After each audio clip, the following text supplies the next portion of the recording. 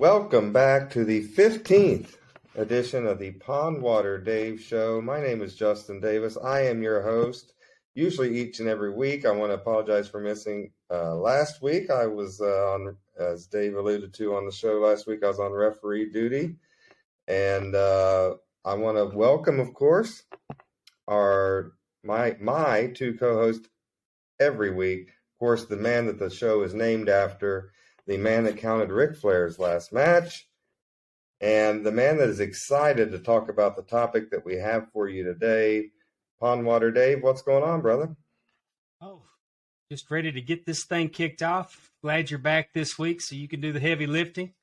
Working me like a dog, Justin. Working me like a dog. Give me another reason not to like a basketball referee. And, of course, we have the first lady of the Arn Anderson fan club, live from Kentucky, Miss Amy Vaughn. What's going on? Not a whole lot. Just really excited about this topic. This is going to be a good show. Plus, there's lots of good show and tell, so that's going to be exciting. That's right. And our topic is going to be on the anniversary of his untimely death, the great David Von Erich, who, of course, Pondwater is very fond of and a longtime fan of. But before we get to all of that, we had a Super Bowl, and what to me was a very good ball game. It was enjoyable to watch. I wanted both teams to lose as a Bengals fan, but somebody had to win. And I was hoping the Eagles would win. I actually was at a friend's birthday party who is a big Eagles fan, and we were all wearing Eagles T-shirts. So I was definitely kind of rooting against the Chiefs. But, I thought it was a great game. I know there's a lot of controversy about the holding call at the end of that game. To me, it was holding. If it's holding, then what's the big deal? They act like The player said he grabbed his jersey. Yeah. The player's saying it was holding. They act like the referees aren't allowed to call anything, or that the game, you can't call anything in the last 2 minutes of the game. That's not how it works. Well, the point of contention with those idiot-ass Philadelphia Eagles fans was that the ball wasn't catchable. Right. And you know what? That may be true. And here's what I would say to the loyal Eagle fan base. How about don't give up a 60-yard return or 70-yard return, and you don't have to worry about all that stuff. Hey, call out Philadelphia on that. Why did y'all punt? Y'all were making fourth down conversions the whole game, and you even did a 4th and 2 or a 4th and 5 back on the 20, and you got a first down. They hadn't been able to stop you the whole game, but then all of a sudden, you don't want to go for it on 4th down. And you punt, and it bit you in the ass. So I don't understand when you quit dancing with the one that brought you. That's the kind of crap that makes people think football's rigged. Now, I went into this thing excited because I love I don't love the Kansas City. If you don't have a star on your helmet, if you're not the Dallas Cowboys, I really don't care about you. But the Kansas City Chiefs, once upon a time, were the Dallas Texans. And Lamar Hunt moved the team to Kansas City, But Lamar Hunt was very instrumental in bringing soccer to Dallas when I was 10 years old, 10 years old. So I've always had a fondness for the Hunt family. And the sister team would have been the Kansas City Chiefs. Now, I've always hated the Philadelphia Eagles with a dark purple passion, but their quarterback is Jalen Hurts, Roll Tide, Boomer Sooner. I mean, I couldn't even, if he left Alabama and gone to any other team other than Oklahoma, maybe I could have, turned on Jalen Hurts. But the long and short of it is he left my favorite team that I root for to go play for my second favorite team that my daughter actually graduated from that school. She's alumni. And I really love Jalen Hurts. So I was kind of like, I'm going to be okay no matter how this goes.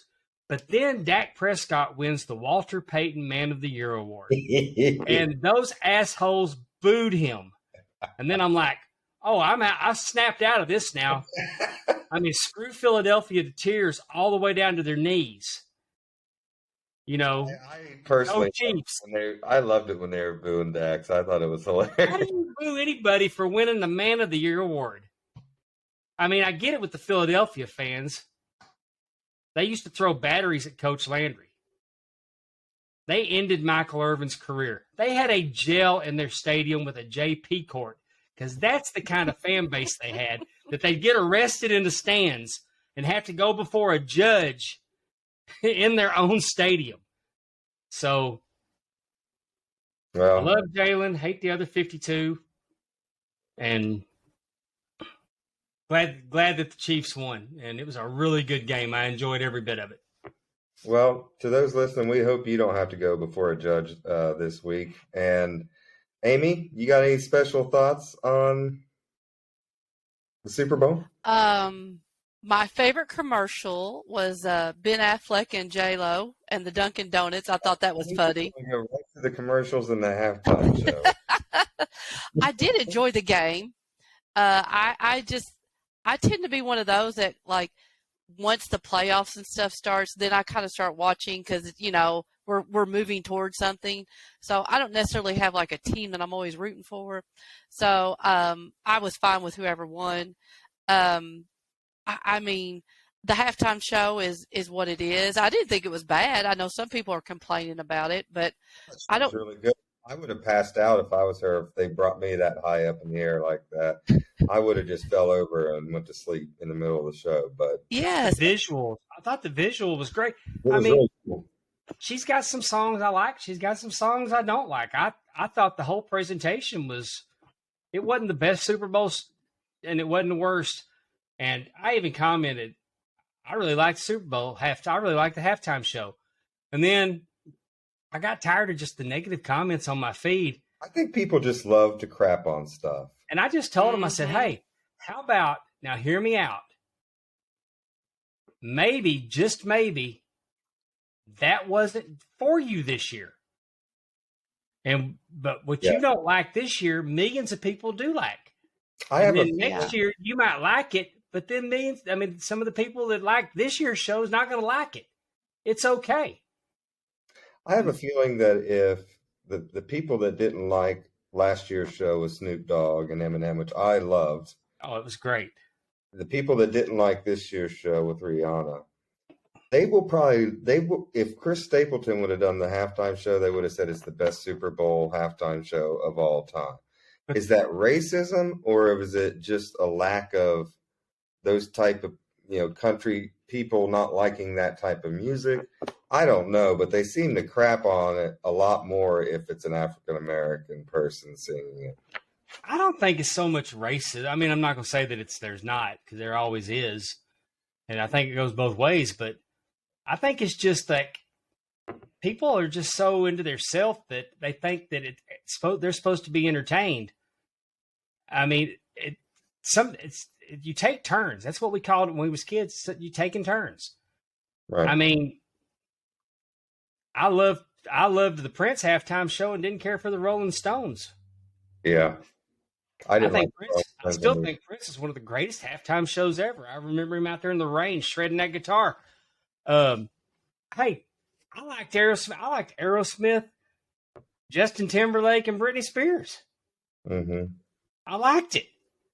Yeah, I don't know exactly what people think the halftime show should be. It can't be a full-on concert. It can't be something that you like. If you like old-time rock and roll, it's not going to be old-time rock and roll every year. Right. It's the same with the national anthem. It's not going to be. It is what it is. And Chris Stapleton did a magnificent job. I am so stoked to see him in concert when I go to see George Strait in July. Yeah, that was really good. His national anthem. But and the guy that sang "America the Beautiful" killed it.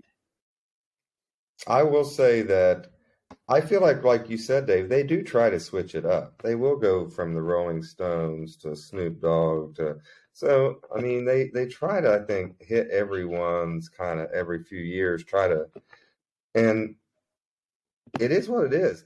People don't like it. You don't like it. Do you have to get on Facebook and crap on it and say, oh, it was the worst? No one cares what you think of the Super Bowl halftime. And I said I liked it. Nobody cares. You're just sharing your opinion. Yeah. Right. But why? why do you have to share your negative opinion? Hmm. I mean, your silence could speak volumes.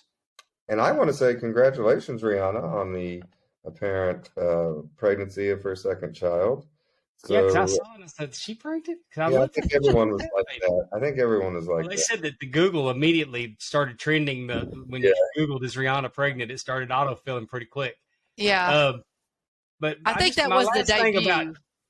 I'm trying to make people better, and I mean, when you're trying to get people to listen to your podcast, maybe you shouldn't shame them endlessly. But just remember, whenever you're gonna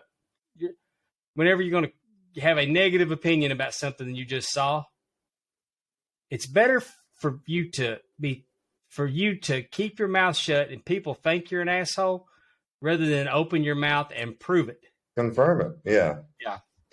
Well, I think that's it. We've covered the Super Bowl pretty extensively. Congratulations to Patrick Mahomes and the Kansas City Chiefs.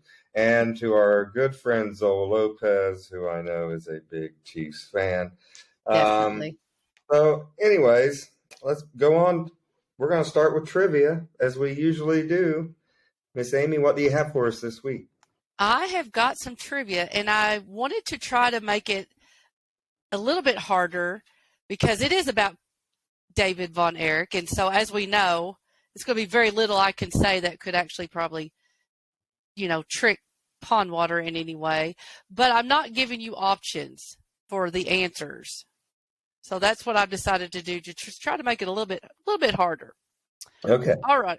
Y'all ready? Okay. Like it wasn't going to be hard enough for JD. I have, first of all, I have a 4-day weekend coming up, and I'm trying to relax and not use my brain and give me a test right out of the chute. But all right. Well, but if I were to give you the options, Dave is going to say it right off the bat, and you're going to go straight with it because you're going to know Dave knows. So we got to make it a little bit harder. All right. All come right. on with it. Stop, All right. Dave. Let's go. Okay. David Von Erich shares a birthday with two top guys/gals. Can you name those two? Oh. First, what is the birth date, Dave? July 22nd? July 22nd. 1958. Yes. We're just going with the July 22nd. I don't think these people. I don't know if there's anybody. If we were going with 1958, I mean, he's old. Yeah, Pyrus would be a good guess. But yeah, not the 58 part, just the July 22nd part. Yeah, we would have very limited. I'm never I going to feel like this pick Eddie because he was born in 1858, not 1958. I think Yes. it is Eddie, though. I think Eddie's told me that he shares that birthday. Oh, see, I'm putting names in your head now. It's not Eddie. I'll tell you that much. I'll tell you that much. It's not Eddie. No.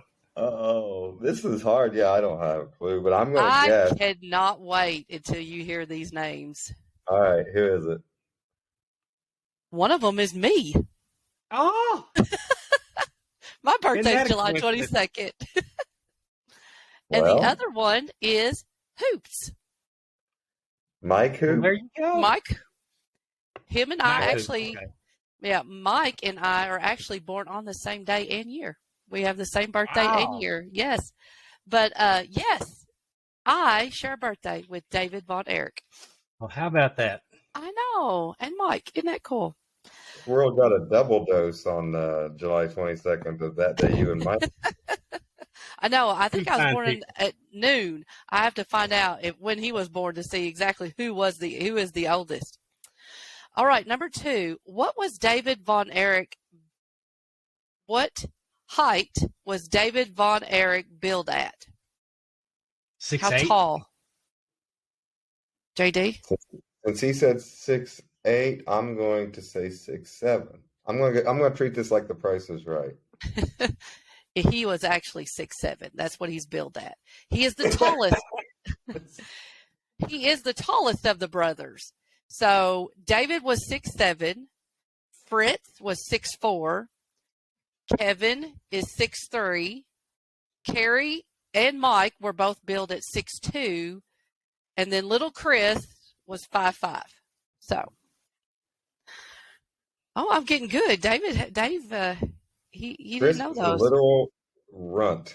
of Yes, he that whole- was. Well, He was Chris had asthma, and Yeah, I at know a that. time when asthma medicine would not only stunt your growth, but it would make your bones brittle.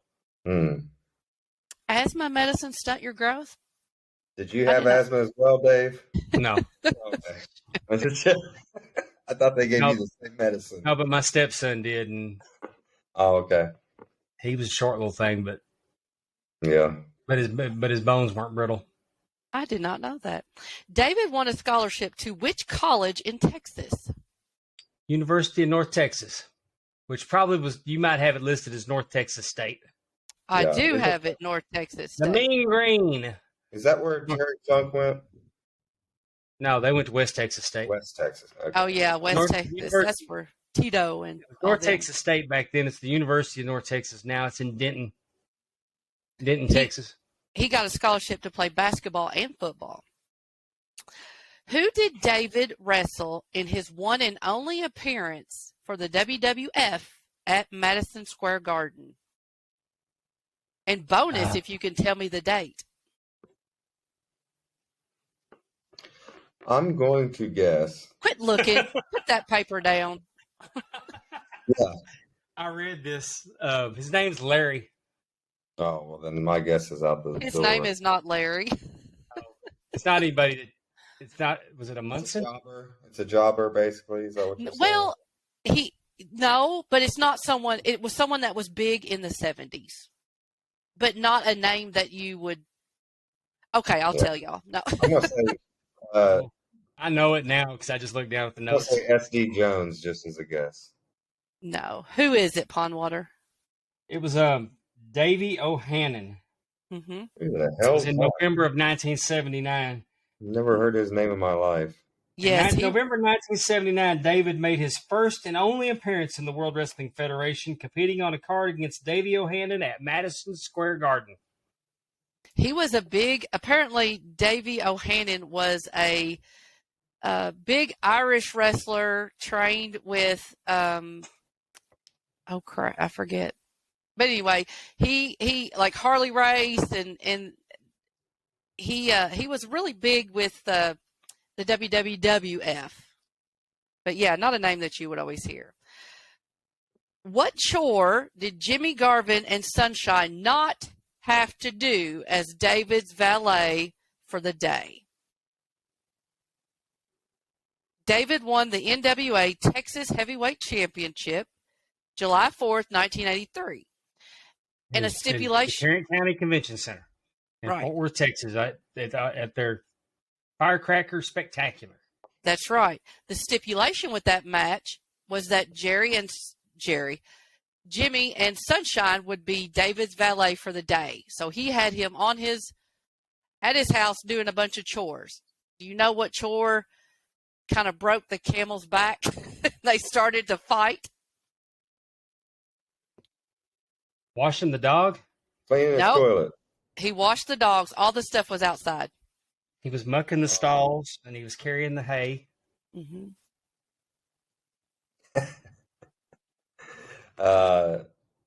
Castrate the bull. No. You got to guess, Dave. I hear you talking about the chores. I can't think of anything. I know they were baling hay, Mm-hmm. and I know they had to wash the dog, and I know that he was mucking the stalls. But he refused to clean out the pig pen.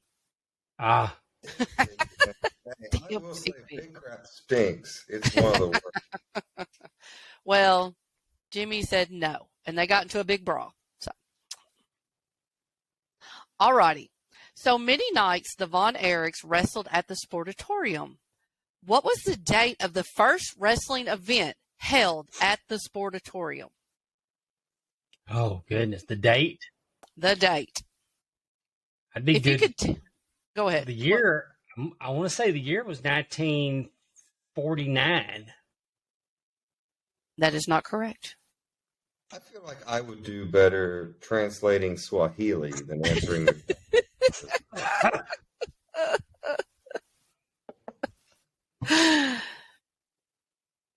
It was earlier than that. Earlier than 49? Mm-hmm. Is it 39? Earlier than that. Wow. There's It was been two sportatoriums because the original one was burned. The original one burnt down. Well, the second one burnt down too, but It was December 9th, 1935, by the promoter Bert Willoughby. He ran shows there for 5 years. But yes, they had country music shows there. The Big D Jamboree came through there. Elvis played there. Willie Nelson played there. Big D Jamboree. Sounds like me and that friend's. Calm down. I'm talking. Andrew would like probably get in that too. But it was like a traveling caravan of country singers. Uh-huh. But Elvis played the sportatorium. Yeah, that's pretty cool. I mean, there's been definitely a lot of history. One of the arsons, the first one that the first burning down, there was rumors that it was a rival wrestling promoter, but never proven. But yes, the first one was in 1935. Paul Balch out there burning buildings down. Exactly. You just never know. Who was David's last opponent in the U.S.? Kamala. Mm-hmm. Where? Lawton, Oklahoma. It was Oklahoma, but not that. Ardmore, Oklahoma. February. How's that Swahili 7th. going, Justin? Yeah, February 7th, 1984.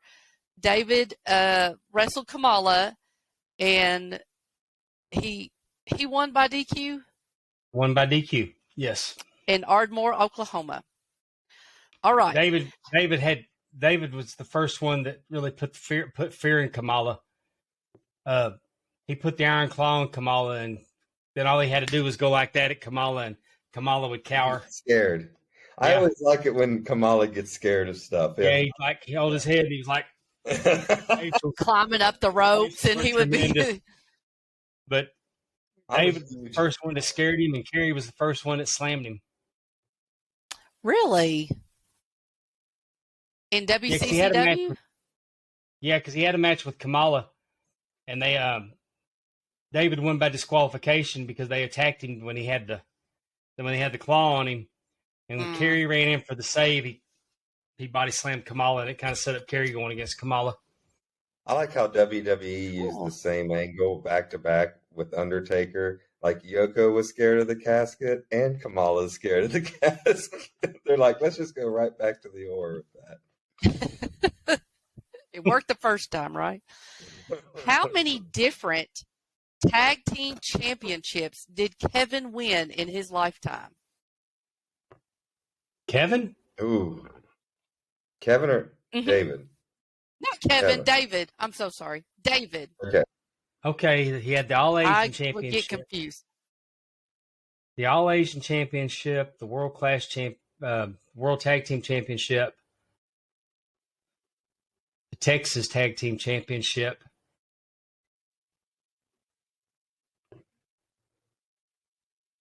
the American Tag Team. Was he American Tag Team Champion? I'm going to say 3, Amy. There were 6. Well, yeah, the 6-man. The 6-man was No. No, I didn't count 6-man. I just went strictly tag team. But there were 6 of them.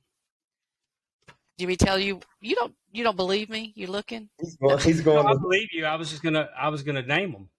Oh, it's the All Asian Tag Team Champion. You name that. He was. He won that night. He won that in August of '82. I was there. That was the first night I ever went to wrestling matches. Really, he won that was with on the Kevin. Undercard. He won the NWA North American Tag Champion with Dory Funk Jr. in Florida. And, they beat the Briscoes, Jack and Jerry, and it was a. We may have even talked about this finish before, because Funk had Briscoe down, and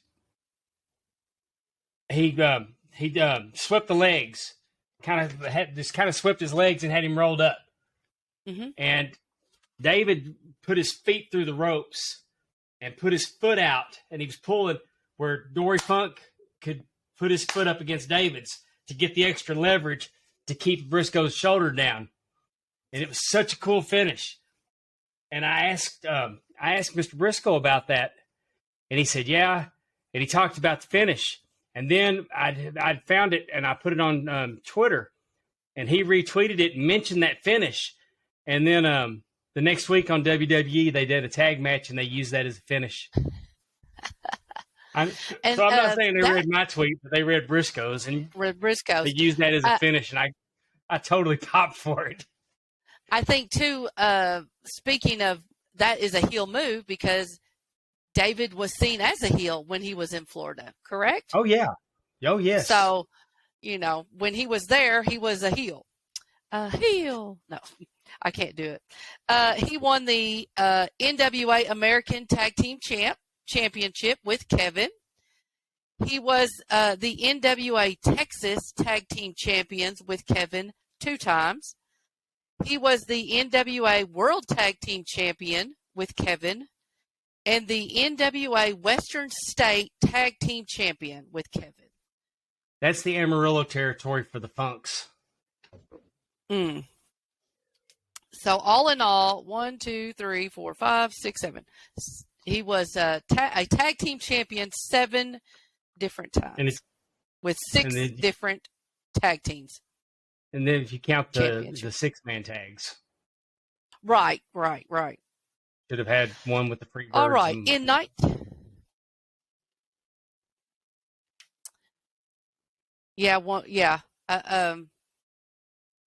The 91 one with the Freebirds, and then the 91 and then with one with. Yep. So 2.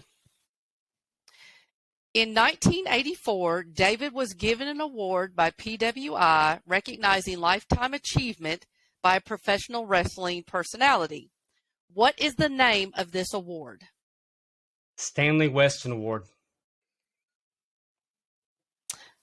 What are you laughing at, Justin? Nothing. Is that right?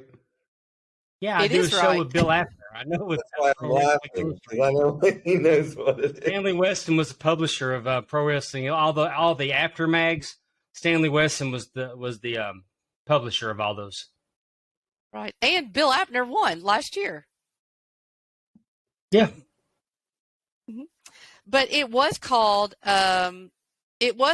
When David received it, it was the PWI Editors Award, but it was renamed Stanley Weston Award in 2003 after he, the founder, passed away in 2002.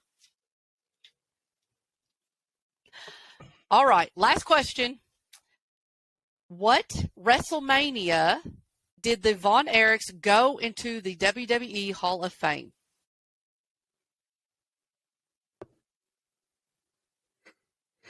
Uh, 27. No, it was they went in and 2010. No. Close. 2009? That is correct. WrestleMania 25, which was held in Houston, Texas. It was the year the Von Erichs went in. The headliner was Stone Cold Steve Austin. Other entries were Ricky the Dragon Steamboat, Cowboy Bill Watts, Howard Finkel, Coco Beware, and the Funks, Dory and Terry. Don't get me started about Coco Ware. Oh no, we're not. We're trying to keep it PG. Yeah, all right. I can't tell that story. No. So hopefully everybody out there, plus Dave, hopefully you learned a little something about David Von Erich. I did. Well, thank you. I learned that I don't know anything about David Von Erich. That's what I learned in that whole question. Well, we learned you don't know your co-host's birthday. No. That too. We hope that this show is going to help you guys, our listeners, learn a little bit more about David Von Erich, because we are going to discuss his life and career here. Thank you, Amy, for the trivia, always. I know that takes up some of your time through your busy week, dragging your kid around or kids and whatever else you're doing. All right, so David Von Erich, David Allen Atkinson, was born July 22nd, 1958, and passed away February 10th of 1984. He was, of course, the wrestler better known by David Von Erich. David was the third oldest out of his 6 sons that Fritz and Doris Von Erich had. We always know, of course, of Carrie. There's Kevin. As far as wrestling lore goes, David. Michael wrestled some, right? Yeah, Jack was the oldest. Jack Jr. Yeah, He got electrocuted when he was 6 years old. that's right. Oh, and then And of course, Kevin was the second oldest. Mhm. Then David, then Carrie, then Mike, and then Chris. And of course, we know Fritz Von Erich, their father, a very famous wrestler in the 50s era time, 50s and 60s, and really got over as a German heel there for a while, right? Like a World War II type Yeah, German. doing the whole goose. I mean, you can go back and find old footage of him doing the goose step, wearing the cape. Mm-hmm. He did the goose step and then put the claw up, and Almost kind of very much what Gunter is doing now. Not, as a Nazi, of course, but right. kind of that same type of gimmick almost. David's first love in life was raising horses, which turned out to be very profitable for them. And he raised a solid quarter horses and horses for show and made his own fortune that way, apart from the family business. So he did pretty well with horses, other than wrestling, Dave. Did you know that, about him? Oh yeah, I mean, a lot of vignettes that he filmed was Out on the farm. out on the farm riding his horse. Yeah. He no, he really leaned into the fact that he was a legitimate cowboy. Yeah. There, if you're watching along with us, there's a little picture of David riding one of his horses, and that's a really cool pic. I've never seen that before. David's first marriage was with Candy McLeod. The couple were wed on June 26th of 1978 in Denton, Texas. Together, they had a daughter, Natasha Zoanna Atkinson, who unfortunately died at 13 weeks old of SIDS shortly after David separated from his wife, and they were officially divorced on July 12th of 1979. David married for the second time on June 8th, 1982 to Patricia Matter, known as Tricia, and the couple remained married until David's death. And Tricia actually did give an interview to one of the After magazines, and she has not been heard of. I mean, then she faded off and was never heard from. I mean, she's never. No one's ever kind of really living her life. But. Yeah. Mm-hmm. That's because they married in 82. Is that what you said, Justin? Mm-hmm. That's kind of interesting because, I mean, she was only married to David roughly 2 years. And to think, not that she wouldn't have anything to say, but, she's probably lived a whole life without him, but to be known as David's wife, even though she was just his wife for a short time. Yeah, and if you're married, normally they don't get on your nerves they don't get on your nerves 2 years in. So you got to imagine they were still pretty happy. Well, yeah. Right. And just like you said, she kind of faded off because, I mean, she didn't have a big history with them. And, and unfortunately, I mean, obviously his death was very untimely and unexpected. So I just think that's interesting. I feel bad for David because I can't imagine what it's like to bury a child. And that seems to be, I mean, so that's a recurring theme in that family. You almost Mm-hmm. wonder if the experience of that trauma had something to do with his first marriage breaking up. No, You without a doubt. Oh, know, Without a definitely. doubt. I mean, unfortunately, that's just something that Well, some couples just can't survive it. yeah, right. Well, and like, I mean, they got married in 78, so he was 20. I mean, that's a lot to have to take on. I mean, I don't know how long they dated. Maybe they could have been, high school sweethearts or whatever. But, you know, like you said, the death of a child, that that can damage these, couples that have been married for decades, much less someone, 20 years old has already lost a brother, even though he didn't know him, right? Was Jack Jr., did he pass before Kevin was born? David. Do you know? No, David, David. why do I keep calling? I think was David was born, was right? David? Oh, I wonder when Jack would passed Kevin away. probably was. Hmm. I think Kevin was just a baby. Okay, But so it's a sad situation. yeah, I mean, we're not going to talk about the entire Von Erich family today, but everybody knows it's Yeah. just lots of tragedy in that family, and I didn't realize that David had experienced that as well. Hmm. So he won a scholarship to North Texas State University to play basketball and football. trivia He dropped, question. he dropped out to pursue a wrestling career that he started in June of 1977, adopting the name David Von Erich. The wrestling magazines said that he had offers from 46 colleges, an academic scholarship. So We're just offering to him academic scholarship, but the truth was is he went on that football and basketball. Yeah. basketball, just to add a little note, Mr.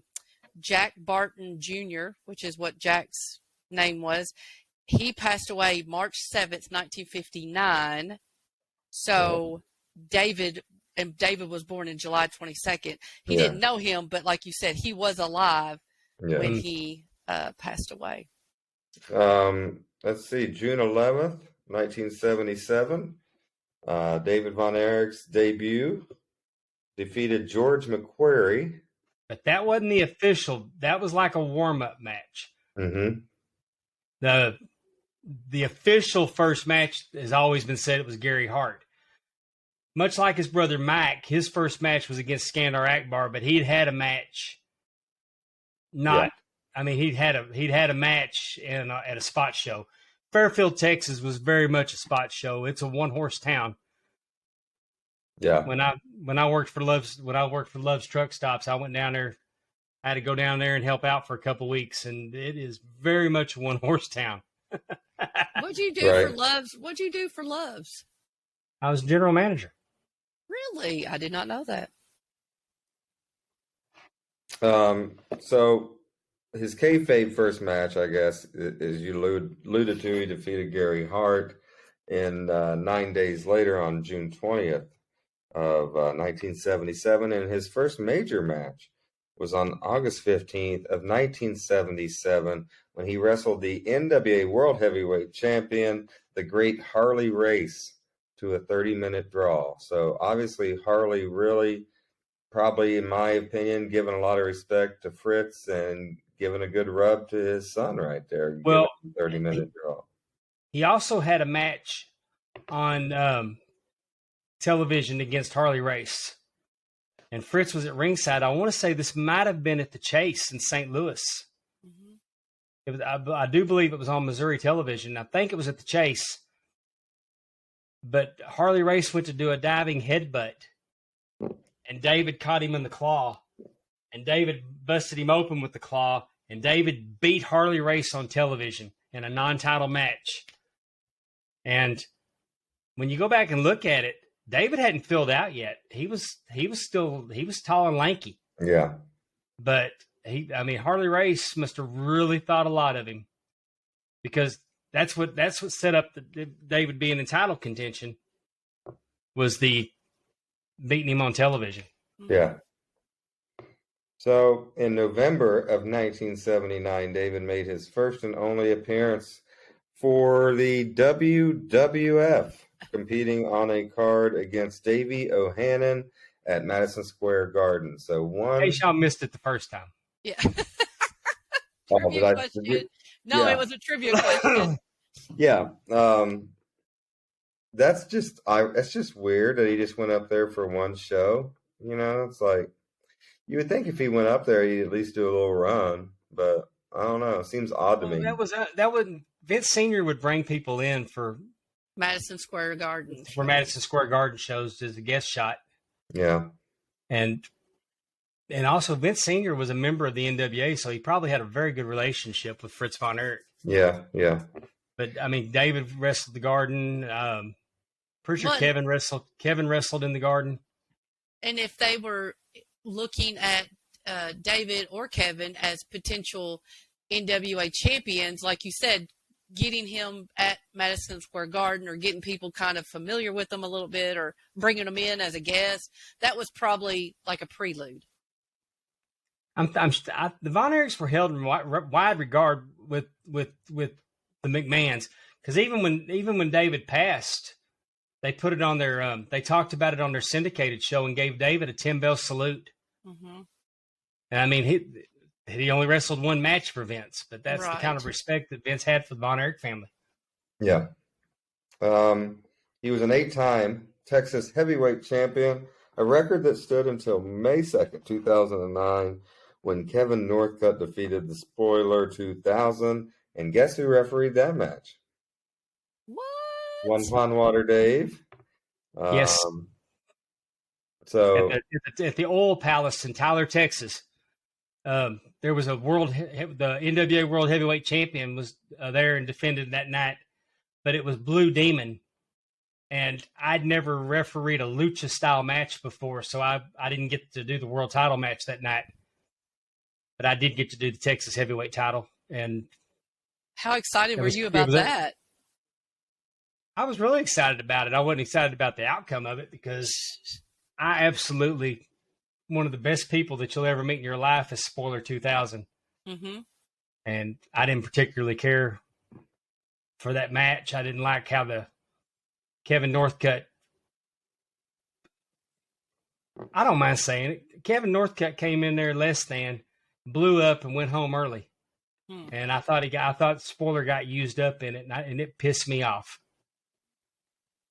So, but it was a thrill to be a part of it.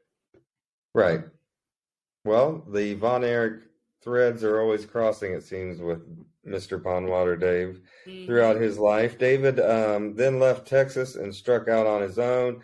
And I've heard about this run. He went to Florida and became a heel, right? Working for Dusty. David was working for Eddie Graham. Eddie Graham, I'm sorry, yeah. And David was managed by J.J. Dillon and was in the same stable as Kendo Nagasaki and Jimmy Garvin. His mentor in Florida was Dory Funk Jr., which is a pretty good one. Note that the relationship with Jimmy Garvin started in Florida. Well, just I'm going to point that out. Yeah. And he won a tag team title with Dory Funk when he was in Florida. Well, that's what I was getting ready to mention. David. Sorry. Yeah, David teamed with Dory and his brother Terry Funk in addition to singles competition. They had opponents that included Barry Windham, Mr. Wrestling 2, Eric Embry, Sweet Brown Sugar, which I believe Sweet Brown Sugar was Kamala, right? No, Sweet Brown Sugar. I'm thinking of Skip Young. Okay. Skip Young. What was Kamala's name? It was Sugar Bear Harris. Yeah, Sugar Bear. Sweet Brown Sugar, Skip Young. Man, he's actually a friend of mine. I met him in 2005, just as I was starting to train, and he became a really good friend to me. He worked for a guy that owned a catfish house that he bought fish from us at our wholesale company, and so I struck up a friendship with Skip and he had lost everything in a house fire, so he had no memorabilia from his career. His parents had died. He was orphan. I mean, he was alone. but he had his Bible, and that's all he cared about. I mean, but my ex-wife made him a scrapbook. I reached out to this photographer, and he gave me a lot of his pictures that he had took of Skip in Florida and over the years. And we built him a scrapbook, and we printed out from wrestling results all these matches that he was in. And he looked at this book, and he couldn't believe those records that people kept records of that. But then he used that book because he taught Sunday school, but he kind of used it. He used his scrapbook till the day he died for his ministry. Mm-hmm. And PCW, the company I started for, used to do a show every year, Heroes and Legends, and it was kind of like a Hall of Fame. And they honored Skip, and it was a big deal. And he got to see some of the guys that he hadn't seen in years, because there was a huge man and Colossus. But when he saw him, they started talking trash to each other, and I never heard Skip talk trash. So I was like, oh, man, they got heat. And they started hugging. But when he'd fly to Amarillo, that guy was in Amarillo, and he was just getting started. And he'd come to the airport and drive Skip and the Von Erichs when they came to Amarillo. Because Fritz Von Erich broke Skip in. So got a little sidebar about Sweet Brown Sugar. He was a good friend of mine. Well, that's cool though. I mean, it's crazy how all these names we bring up a name and Dave has, all these experiences with them. One last thing about Skip. He asked me how training was going, and we were telling him about a training match. And it was like, because I was training to wrestle before I started refereeing. And I said, we did this and we did this, and then the guy did a DDT, and then he kicked out of that, and then he stopped me and goes, wait. You're telling me somebody kicked out of a DDT? Because Skip didn't watch, and he's like, you're not supposed to kick out of a DDT. Mm-hmm. We like Skip. No. By July. When did he pass away? When did Skip pass away? He's been gone for, 2011, 2011 maybe. Mm-hmm. Well, after I left Texas. By July of 1982, David had went back to Texas, and so that was his little experiment of being a heel. I'm sure he probably had fun getting out of, his dad's territory and being able to do something different. And there was times that his dad and his brothers came to Florida to help him. I mean, you can go on YouTube and find it. Fritz Von Erich was president of the NWA at the time, and they went down there, and he had Kerry, and Kerry was there, and man, Kerry Von Erich was a horrible heel. The only bad thing you're ever going to hear me say about Kerry Von Erich as a person, as a wrestler, he was trying to be a heel, cut a heel promo, and he was just horrible at it. He's not a heel. He was just, it wasn't believable as a heel. And Kevin kind of is, because Kevin tells you he's going to whip your ass, you're going to think about to get your ass whooped. Mm-hmm. Mm-hmm. But Kerry was just, he's so damn lovable. And it just did not translate well when I saw the footage of it. Well, when he comes back to Texas, he immediately, this is the years 1982 through 1984. So in the fall of 82, David was also working behind the scenes in WCCW and helped create several angles.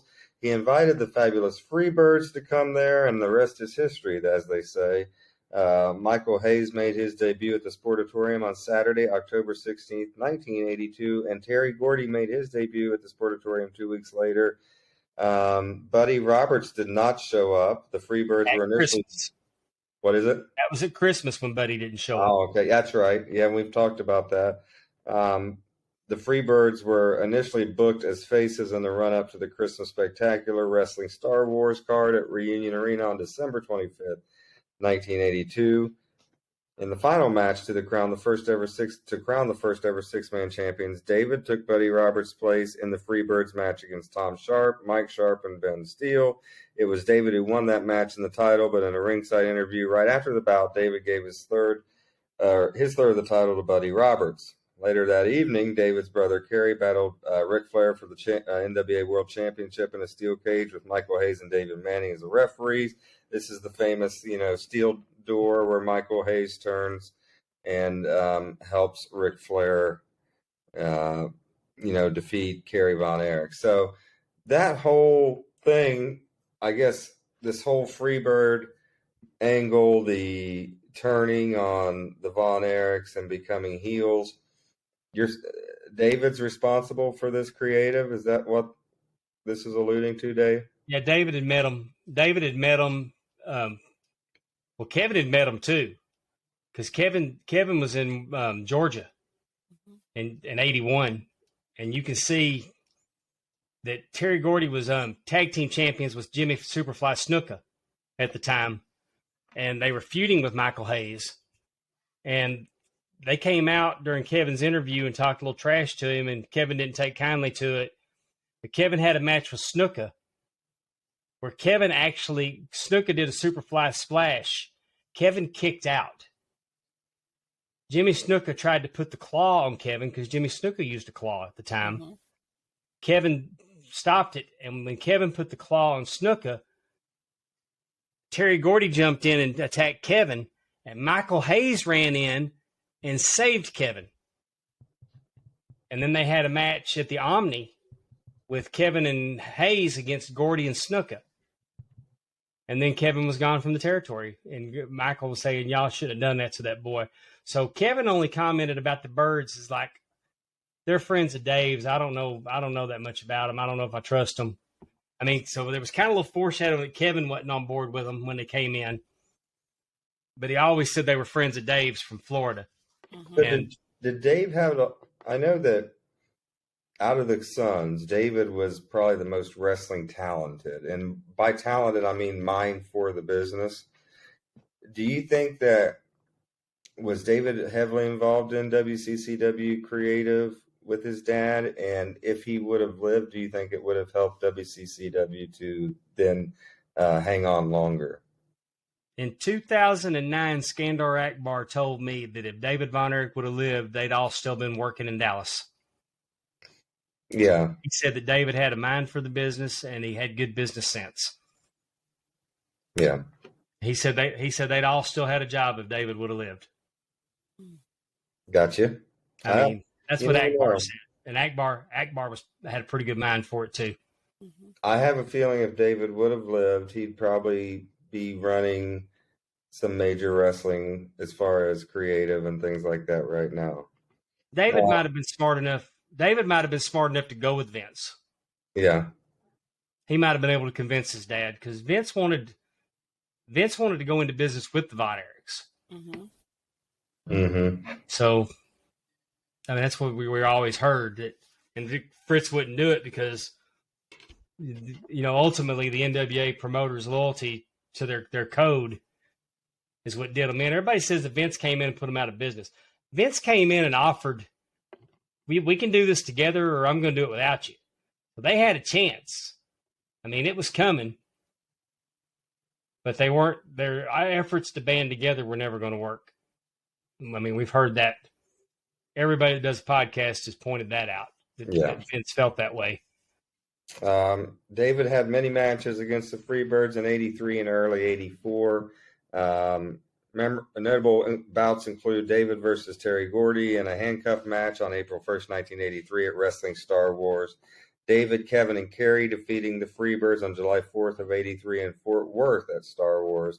And what would be David's next to last match was against Terry Gordy on February 3rd, 1984. On the same day, David defeated Hayes to win the NWA United National Championship, his last title ever, and this title is now part of All Japan Wrestling's Triple Crown of Heavyweight Championships, right? Yep. That was the February 3rd card. Ric Flair was on the card. He came in to defend against Chris Adams. The Texas State Athletic Commissioner shopped in our grocery store. And I said, hey, don't I see you down walking at ringside? Because you see him on TV. And he said, yeah, I'm the commissioner. And he told me he was the commissioner. Anyway, he invited us to come down, and he got us in for free that night. And we got to go in the same door the wrestlers went in. I didn't get to see the locker room at the Sportatorium, but there was a little area when you came in the back. And so I got to stand there while he was taking care of his business before he took us out to show us where we could sit. And was that you and your brother? You and your brother? Or who went with you? I know you said you and your brother would go to shows. I think my little brother was with me that night. It was either my brother or a friend from school. But I remember David Manning showing up, pulling up, and he brought Ric Flair to the Sportatorium. And then when David came in, I got to shake hands with him. I mean, I didn't get to really talk to him. He's like, "Hey, how are you?" And he shook my hand, and he went off in the dressing room. And I got to. I mean, that's probably the highest up in the Sportatorium I ever sat, because I never sat that far up when I got tickets. But they announced that the NWA has ordered that Michael Hayes defend the All Asian title against David Von Erich. Well, David had already wrestled Gordy, so we got 2 David Von Erich matches, and he beat Michael Hayes with the Iron Claw. And that's my last memory of David Von Erich, seeing him wrestle. Yeah. Because the next Friday, he was dead. Yeah. Oh. Well, let's talk about some of his more famous feuds. Of course, in 1983, he had a feud with gorgeous Jimmy Garvin, who we alluded to earlier. During his stay in Florida, David met and became great friends with Jimmy Garvin, convincing Garvin to come to WCCW in early of 83, and they created an angle for a feud between them, which culminated with David winning the held-up NWA Texas Heavyweight Championship at the Tarrant County Convention Center on July 4th, 83. Tarrant County. Fort Worth, okay. July 4th of 83. As a result of David's victory, Garvin and his valet Sunshine were forced to serve as David's valets for a day, as we heard about in our trivia, with the results of the day being broadcast on WCCW Weekly Show. The whole angle was conceived by David and Jimmy. They traded the Texas title back and forth several times. Then that belt was held up several times when the feud reached its climax on July 4th of 83, as we talked about before. It was time for both men to move on to the next part of their career. And so David would go on to feud with the Freebirds, and Garvin starting a feud with gentleman Chris Adams. So what do you remember about that feud with gorgeous Jimmy Garvin, Dave? But first, Jimmy Garvin came in, and he wouldn't wrestle on television. He wouldn't let you put the cameras on him when he was wrestling. And then he got a shot against David Von Erich, and he beat him with the Brainbuster, which was a banned move. Brainbuster's illegal in the state of Texas. And I remember him saying it wasn't a Brainbuster. It was gorgeous Jimmy Garvin's Bombs Away. Anyway, he beat him with the Brainbuster, and then they feuded. They had a feud all year. They were on the International Star Wars card, and it's still, they didn't get it resolved. Like I said, he did win it on the 4th of July, and then Labor Day is when the feud ended.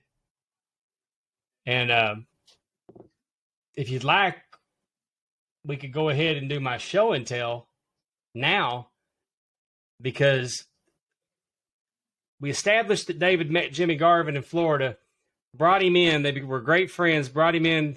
They did big business together all over for most of 1983.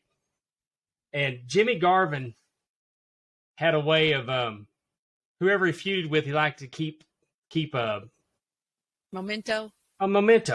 Like a serial killer. And so David Von Erich started wearing these yellow tights with black stripes on them. And that's at Christmas of 82. This is the first time I can find them on camera. Dave, before you go into this, first of all, this is our show and tell, and Dave's going to tell us what he's got for us with David Von Erich. I'm going to use this time while you're talking to go piss break Jones. So I will be here listening, but I'm going to be off camera for a minute. So go ahead, Dave. All right. So I'm going to take you for a little trip, and we're going to look down here because I have them framed. Nice. And he got David gave Jimmy Garvin those tights. So the last time David wore them was Labor Day of 1983. But you can still see on the tights where he had them in sequins the word Texas. So it's just the sequins are gone, but you can still see where it says Texas where they were. Jimmy Garvin sent me that picture of him in the claw with David with the claw on him wearing them. Is that from the match? Yes, that is from the match. Okay. One of the matches. One of the matches. Okay. So, what were the other pictures of? I'm sorry. Yeah. The one where David's holding the top right. David's holding that flag. Yes. That's when he was going to the ring on April 1st at the Fair Park Coliseum. Okay. When he had the handcuff match against Gordy. That's the night that Gordy hit that fan and knocked him 3 rows back. Oh. Below is Bill Mercer interviewing David. And then there's just another where David's got him in a arm bar. And it's just pictures of David wearing the tights. And his nickname was he was the Yellow Rose of Texas. That's kind of what he went by. That is an impressive. I mean, that's really, really cool that you got it. I took it to a frame shop, Benjamin's Custom Frames in Raymond, Mississippi. Mm-hmm. And I kind of told him what I wanted to do, and I gave him some creativity. I mean, just told him to go crazy with it. And the matting and everything, he did a great job for me. Did he know who David Von Erich was? No, I had to tell him. He's not a wrestling guy. So you said you got those tights from Jimmy Garvin? Is that what you said? I did. Yeah, Jimmy Garvin was going on High Spots to raise money for a charity. I forget which charity it was now. And I knew that the tights, he had a Wahoo headdress, but he had, from Texas, he had the David Von Erich tights.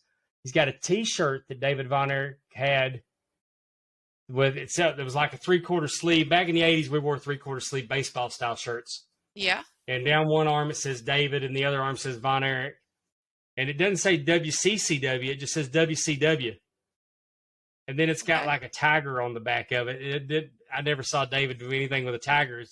I don't ever remember. Merch wasn't a huge deal. Right. I mean, you could get pictures at the concession stands. You could get pictures.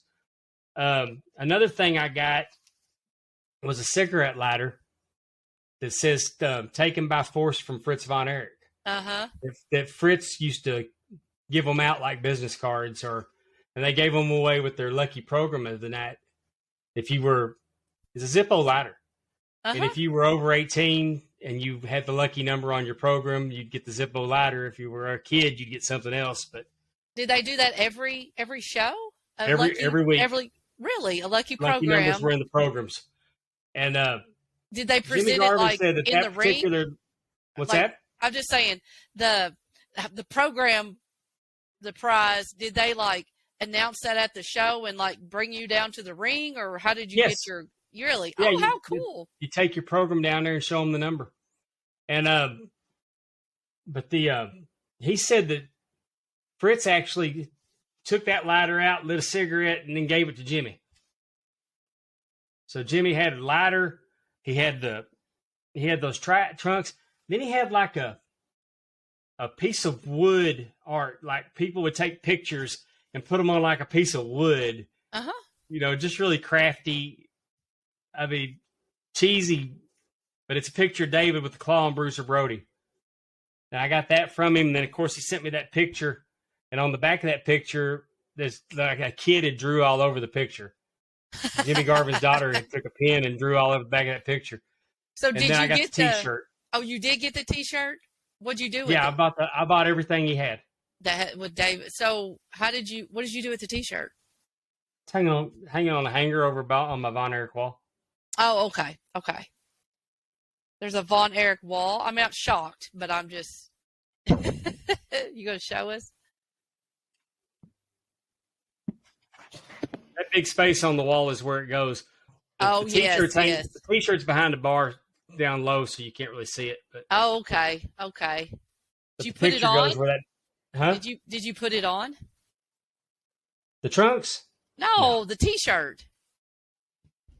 I don't think I've ever put the T-shirt on. You're going to need to try that on. David wore that. You need to wear it. I will say, But no, I didn't put the trunks on either. Everybody asked me, "Did you put the trunks on?" No, Oh, I didn't put the no, trunks I on. wouldn't want, yeah. It ain't a flare robe. I asked him if he smelled them. Oh, I I will say that I think that those David Von Erich trunks that Dave has is one of the most precious pieces of wrestling memorabilia that anyone in the world could have. I don't know that anything matches it in its rarity. I mean, he's been dead for now almost 30 years, 40 years, I guess. 40 40 years. 1984, so Yeah, 39 so years. I just think it's a really cool piece that you're probably wanting, gosh, a lot that has Well, something like that. when I saw that which trunks they were, I called my brother and I said, "Ike, you remember the trunks that David Von Erich used to wear?" He said, "The yellow ones with the black stripe." So I knew that I wasn't the only one. Mm-hmm. I mean, if that's the first one he went to, so I don't normally buy ring used stuff. So I called my good friend Conrad and talked to Conrad about it.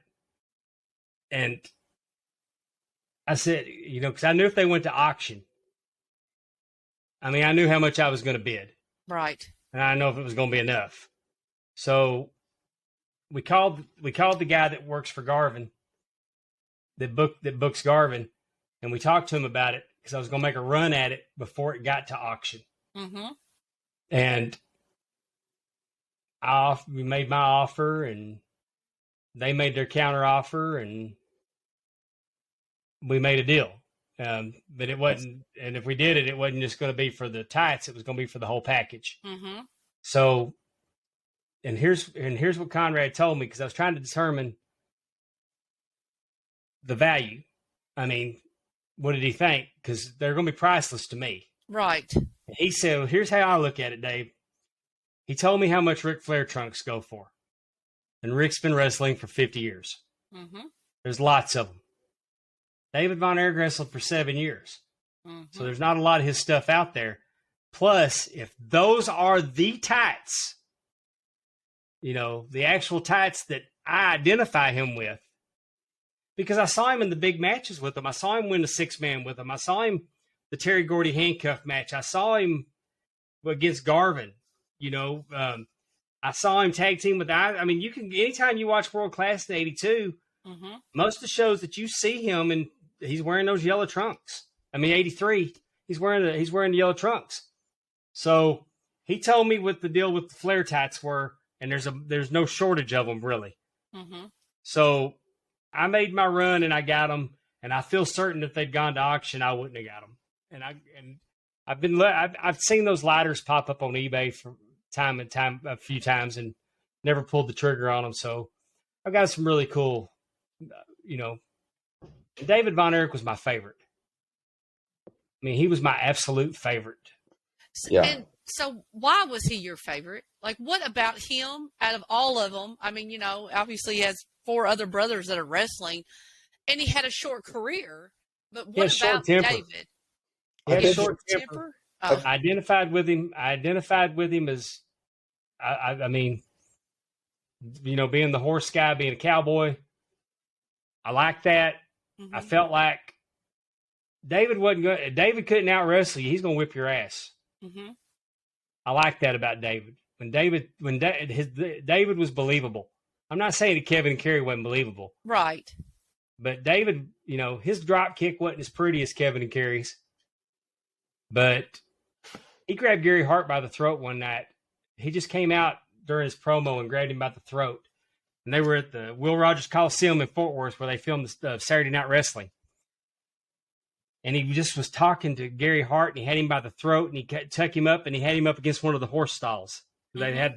They kind of came off the Channel 11 backdrop to the horse stalls, because you could see the wood. And he goes, "You disgust me." And it was just like David was. He just was believable. I just liked. He's a big old, tall, tough guy that if he wasn't a pretty boy on the neck, you knew you were going to be in trouble. he wasn't a pretty boy. No, He was just man and a half. kind of like his dad, double tough kind of Yeah, guy, Cool. you know. I really like that about him. So let's wrap up his feuds. Of course, we know he had a feud like most of the Von Erichs did with the great nature boy Ric Flair in '83 and '84. David won the NWA Missouri Heavyweight Championship, which at the time that Missouri Heavyweight Championship was well regarded, right, Dave? It was the stepping stone to the NWA title, Right. and a lot of former Missouri champions when they Became dropped. NWA. Well, I mean, he beat Ric Flair for the Missouri Championship, and then Flair went and beat Race for the World Championship. Yeah. Mhm. So It was kind of like their Intercontinental title to you WWE fans, I guess now. But he beat Rick for it on September 16th of 1983, holding it until he lost it to Harley Race about 4 months later on January 6th of 1984. keep in mind that Flair beat Harley for the title at Starrcade Yeah, '83. right. So Flair drops it in September and gets the title back in, I guess, the Just first November, Starrcade was it Thanksgiving or Christmas? Thanksgiving. Thanksgiving. Yeah. Many within the industry believe that David's reign with the belt was his final step to winning the NWA World Championship, which probably would have happened had he not passed away, as the NWA committee supposedly voted in January of '84 for David to win it from Rick in March or April of that year. An angle between David and Rick was started when David battled Flair at Reunion Arena on December 25th, Christmas Day of 1983, and Flair retained the NWA Championship.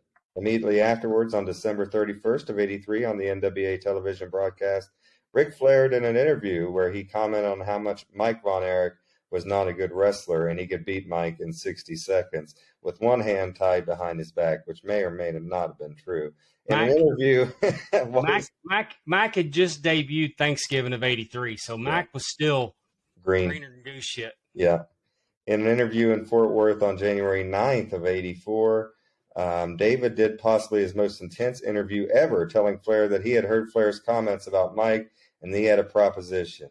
Mike would wrestle Flair in a 10-minute challenge match, and if Flair beat Mike in that 10 minutes, David would never again ask for another shot at the world title. But if Flair did not beat Mike in those 10 minutes, David would get to name the place, the time, and every stipulation for his match against the Nature Boy. I was there. Yeah, and I'm pretty Flair sure made Mike look like $1 million damn. that's right. Flair did that, and they went to the draw, right? And not only did Flair had Mike in the figure 4, and David came down at ringside, and he's in there, and he's telling Mike to hang on, and he's cheering Mike on, and he's got the crowd up, and then Mike reverses the figure 4. Which we all know causes so much. Yeah. But I mean, he actually reversed it. So when the time limit expired, it was almost like was Flair going to give up?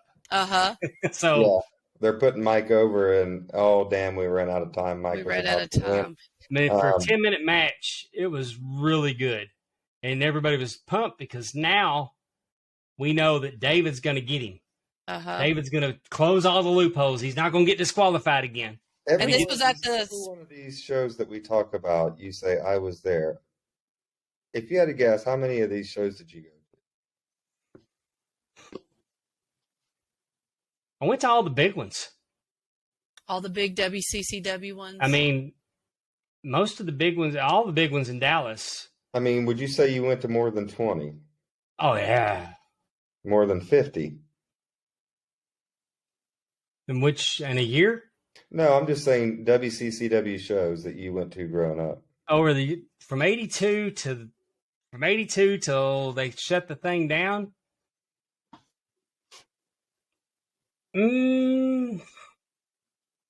Probably over 100. Wow. Did you? For a while there, I was going every Friday night. Yeah. What happened after David passed away for you? Like, did it make you? Were you kind of not interested in the shows because you knew he wasn't going to be there? Was it a somber? And you can answer that later when we get to it. But I just, like you said, at one time you were going every Friday night. But I was just curious of what happened when Well, your favorite was no longer there. Was it as right. interesting? But we quickly learned that they were going to let Carrie was going to be the one. So you just kind of kept going and just started cheering on Carrie. Well, then it became in memory of David. Yeah. Mm-hmm. I mean, that's probably, it was weird because there was really that. I remember when Elvis died, how it affected so many people, Mm-hmm. and I didn't really get it. I didn't understand it because I was young too. I mean, when Elvis died in 1977, I was 11. But I remember it was just so many people were affected by it. And then when David died, so I kind of understood it at that point because I didn't understand really why somebody that I was a fan of, why it would have affected me as hard as it did. I skipped school and went to the funeral. Yeah. Me and my girlfriend went to the funeral. I mean, that place, there was a lot of people who went to the funeral. I mean, is that the girl that Future endeavored you in the yearbook? No. Oh. No.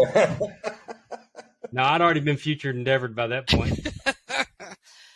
Since he said it, let's go ahead and laugh about it because we're getting down. I mean, we're talking about a death.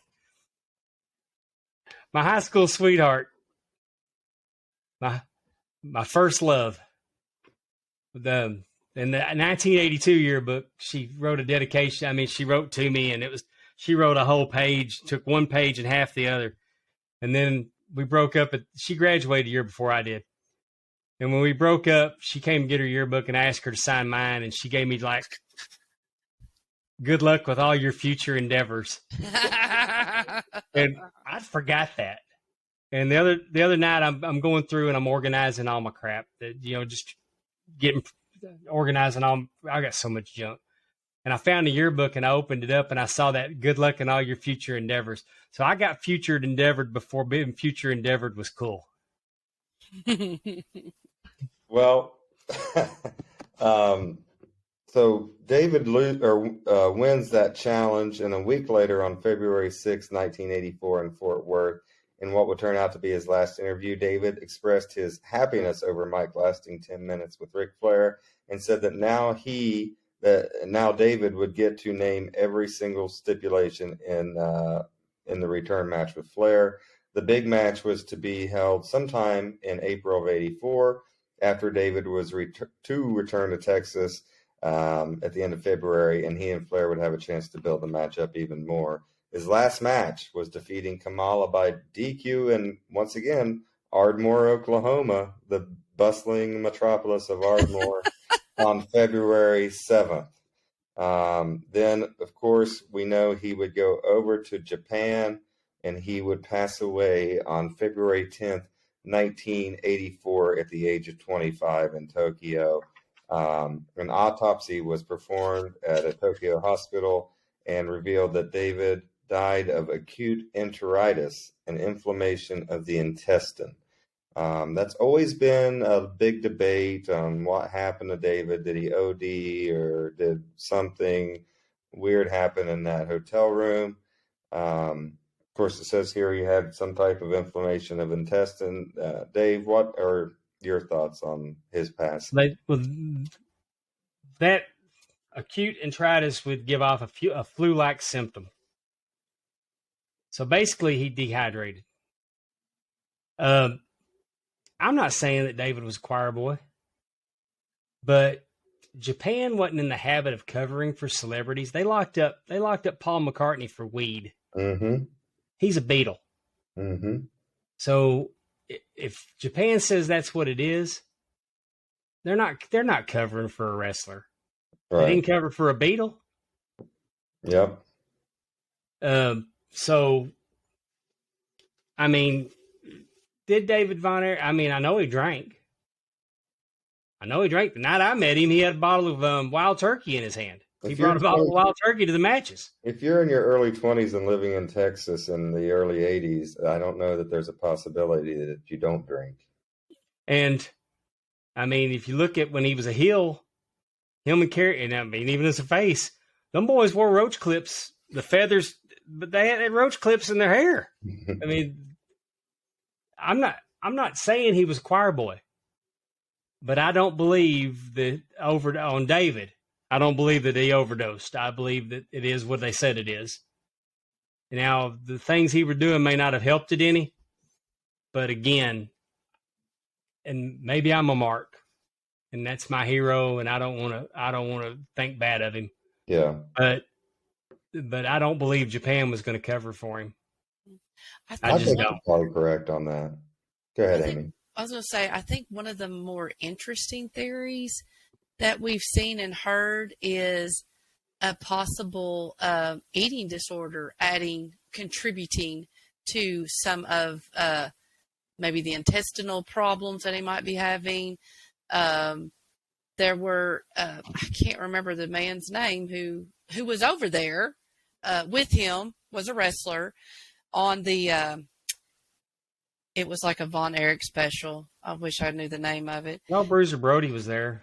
It wasn't Bruiser Brody. It was a name I wasn't, but he had mentioned that David was bulimic and that he would eat and cause his, and vomit up food. And that would definitely probably help an intestinal problem and or dehydration, as you were saying, Dave. Yeah, you could definitely see where that could cause a lot of erosion of your esophagus. Again, I have no idea. I'm just speaking as a dietitian anyway to know what a bulimic, what that does, what the stomach acid would do to, your body coming up. I have no idea if that's any truth to that. But, I think we all can agree it was a travesty of this, of all proportions, for whatever reason, he passed away at 25, kind of at the, peak of his life and wrestling career and what he could have been. That's the big question with David Von Erich, right? I think of all the wrestling deaths, this one is one of the most butterfly effects, or, when I think of like rock and roll deaths or music deaths, I think Buddy Holly's in 1959 at the age of 22, and he wrote all of his stuff, and he was influential to the Beatles and all these other people. And I just wonder, what would have rock and roll looked like had Buddy Holly lived? Yeah. I wonder the same thing with David Von Erich. What would wrestling look like if David would have lived? I think that it would have been a completely different landscape. I mean, like for fans for my fanhood, definitely, I think he'd have been a big player for many years to come. It's just it's a shame. And to answer your circle back to your question, Amy, like I said, this was the first tragedy. So, that's what it was a tragedy, and we all mourned, and then we all moved on. We were able to rally behind Kerry going after Flair. We were able to celebrate him beating Flair. Yeah. And at that time, Gino Hernandez runs in, and Gino's back, and he's heating the area up. So immediately, the wrestling did not suffer immediately. It wasn't until, then Kerry gets hurt, and then Mike gets sick, and then then it's just, and what's next? WWE's blowing up and taking over nationally, and it just kind of all hit at the right time. Right. So, oops. So anyway, to put a bow on it, it was a tragedy, but they don't show enough David Von Erich footage. Kerry, the Texas Tornado, and Kerry Von Erich was the biggest star of the bunch. Even this week on Flair's podcast, you talking about the greatest physiques in wrestling. It's Kerry Von Erich and Lex Luger automatically the first two that are mentioned. Charisma. And we talk about his tragedy some other time. It's just that, it was just a life that ended too soon, but he had an incredible body of work. Throw it in your Google machine. Go watch videos on YouTube from Florida. Go watch YouTube. Maybe you can catch a Channel 11 show. The Channel 11 show from Fort Worth. That's the only way you're going to find it if somebody taped it and put it on YouTube. Mm-hmm. WWE didn't own those because they don't exist. Because the Channel 11 show was always taped over. Mm-hmm. And the Channel 11 show was much better than the world-class syndicated show. And they just don't. There's just not a lot out there on David. So go out there and watch him. I mean, he's just. So see what I'm telling you. He's just a cut from that cloth. I saw in my research he tag teamed with Jerry Lawler against the Blackjacks once.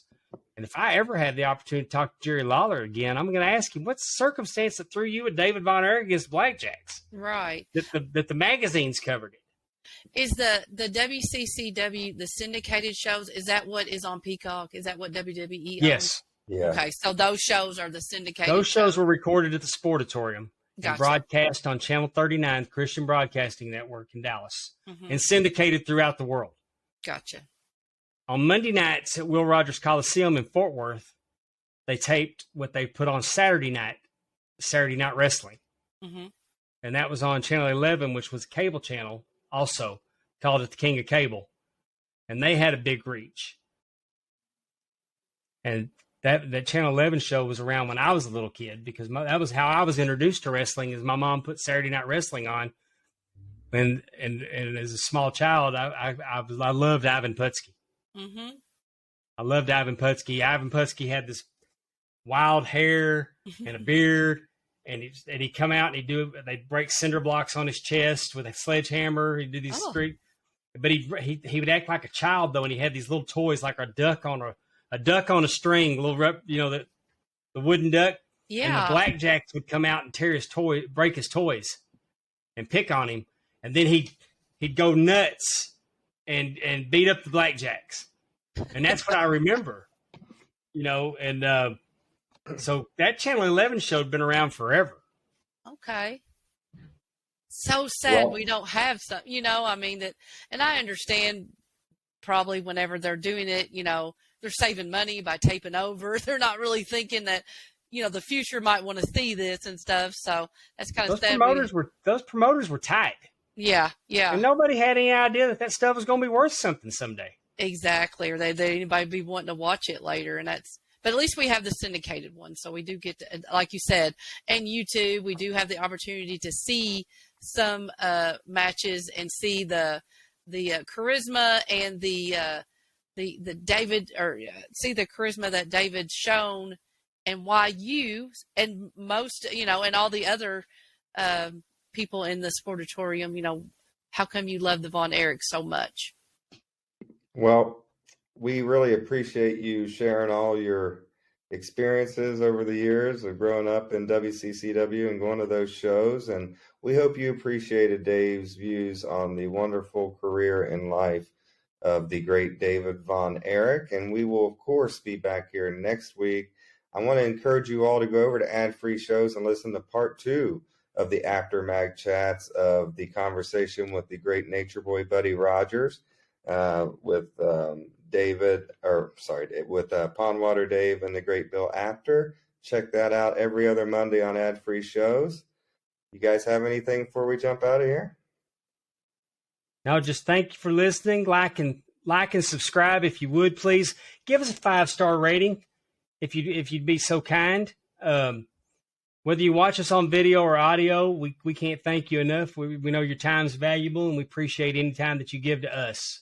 Tell a friend, like and share. Help us out, help us grow.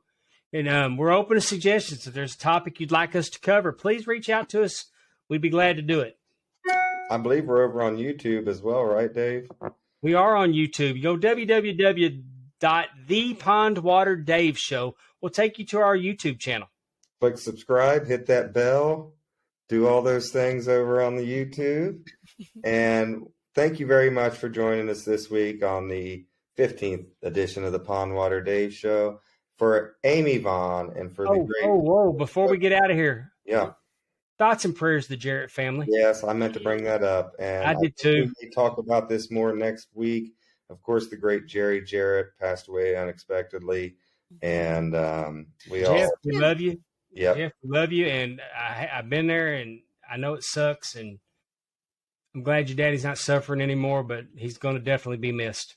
Right. And I'm so privileged to have met him, last year, and what a All of us, very yeah. nice, yes, all of us, Memphis, we've talked about it briefly. Memphis was my first introduction into wrestling in living in Western Kentucky. And a lot of my beginning wrestling fandom really is Memphis, due baby. to the Jarretts. And so getting to meet him last year was an Yeah. honor. And you know, Lanny Poffo also. I mean, it's kind of been a rough 2023, and we're Yeah. just into February. We've had several that have, we have had some that have passed away. And again, like you said, our hearts and prayers go out to the Jarretts, and we all know he's in a better place. Probably booking some matches with some guys he hadn't seen in a long time, and so yes, definitely our thoughts and prayers are with Um, them. yes, absolutely. And I'm not going to add on to that. We love, I will. How special it was for all three of us just to get to see Jerry Jarrett and meet him for the first time less than a year ago. Obviously, that's something we'll all three treasure, I think, for the rest of our lives. So Mhm. for Pondwater Day, for Amy Vaughn, and for myself, Justin Davis, I say farewell, and we'll see you next week. Peace and love, everyone. Bye bye. Bye bye.